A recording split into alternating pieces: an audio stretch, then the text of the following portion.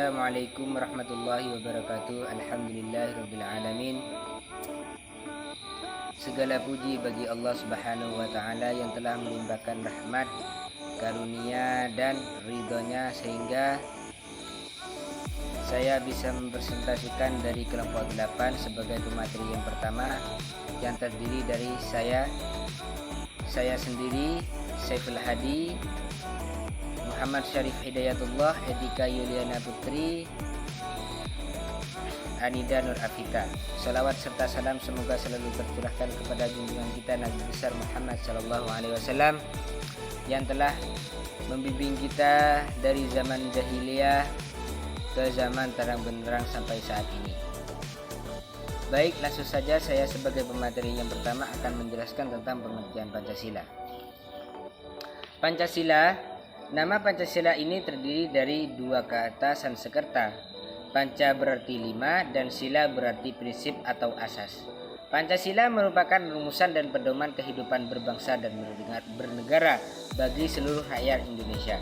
Menurut Noto Negoro, Pancasila adalah dasar falsafah negara Indonesia, sehingga dapat diambil kesimpulan bahwa Pancasila merupakan dasar falsafah dan ideologi negara yang diharapkan menjadi pandangan hidup bangsa Indonesia sebagai pemersatu, lambang Pancasila dan kesatuan serta sebagai pertahanan bangsa dan negara Indonesia. Menurut Insinyur Soekarno, Pancasila adalah isi jiwa bangsa Indonesia yang turun-menurun yang sekian abad lamanya terpendam bisu oleh kebudayaan Barat. Dengan demikian, Pancasila tidak saja falsafah negara, akan tetapi lebih luas, yakni falsafah bangsa Indonesia.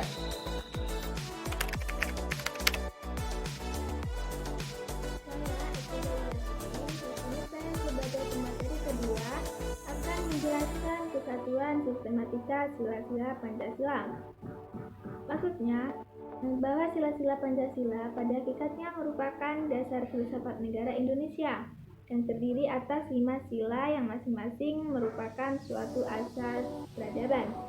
Namun demikian, sila-sila Pancasila itu merupakan suatu kesatuan dan keutuhan atau merupakan unsur yang mutlak dari Pancasila. Sehingga dengan demikian, sila-sila Pancasila itu merupakan suatu kesatuan yang majemuk tunggal. Kesatuan sistematika sila-sila Pancasila ada yang bersifat organik. Pada hakikatnya, secara filosofis bersumber pada hakikat dasar ontologis manusia sebagai pendukung dan isi. Isi dari sila-sila Pancasila yaitu hakikatnya manusia adalah monopluralis yang memiliki unsur-unsur yaitu yang pertama, susunan kodrat yaitu jasmani dan rohani. Yang kedua, sifat kodrat yaitu sebagai makhluk, individu dan sosial. Yang ketiga, kedudukan kodrat yaitu sebagai pribadi, berdiri sendiri dan makhluk Tuhan. Yang kesemua, unsur tersebut bersifat organis dan harmonis serta mempunyai fungsi masing-masing namun saling berhubungan. Dan oleh karena itu, sila-sila Pancasila tersebut merupakan penjelmaan dari hakikat manusia yang monopluralis, yang merupakan kesatuan yang bersifat organik.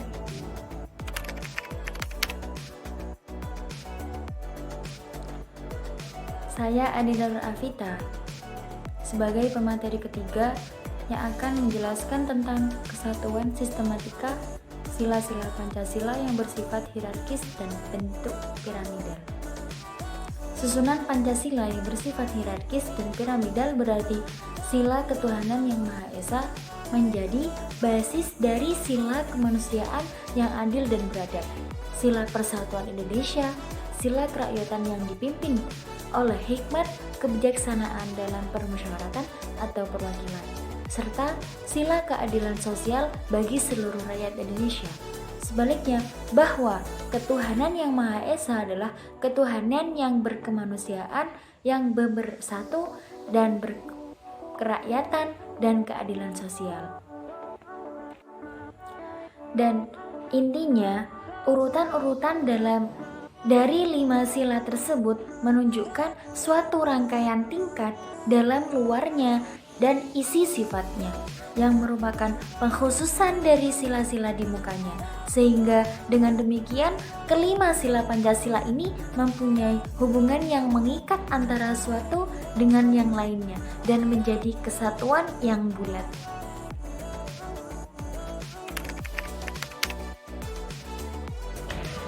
Baik, di sini saya sebagai pemateri terakhir akan menjelaskan tentang kesatuan sila-sila Pancasila sebagai suatu sistem filsafat.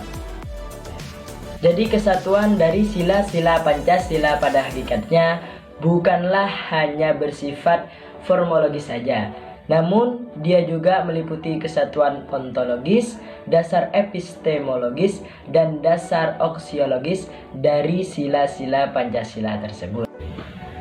Dengan demikian, secara filosofis, Pancasila itu sebagai suatu kesatuan sistem filsafat memiliki dasar ontologis, dasar epistemologis, dan dasar aksiologis sendiri-sendiri yang berbeda-beda dari sistem filsafat lainnya. Selain dasar-dasar dalam kesatuan sila-sila Pancasila, juga ada nilai-nilai yang terkandung dalam Pancasila. Nilai-nilai tersebut ada 4 golongan. Yang pertama, nilai-nilai kenikmatan, contohnya berkaitan dengan indera manusia.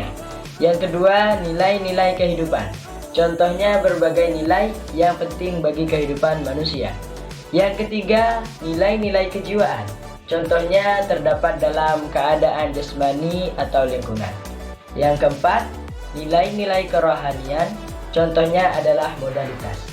Cukup sekian dari kelompok kami. Apabila ada kata atau bahasa yang kurang baik, mohon maaf sebesar-besarnya. Wassalamualaikum warahmatullahi wabarakatuh.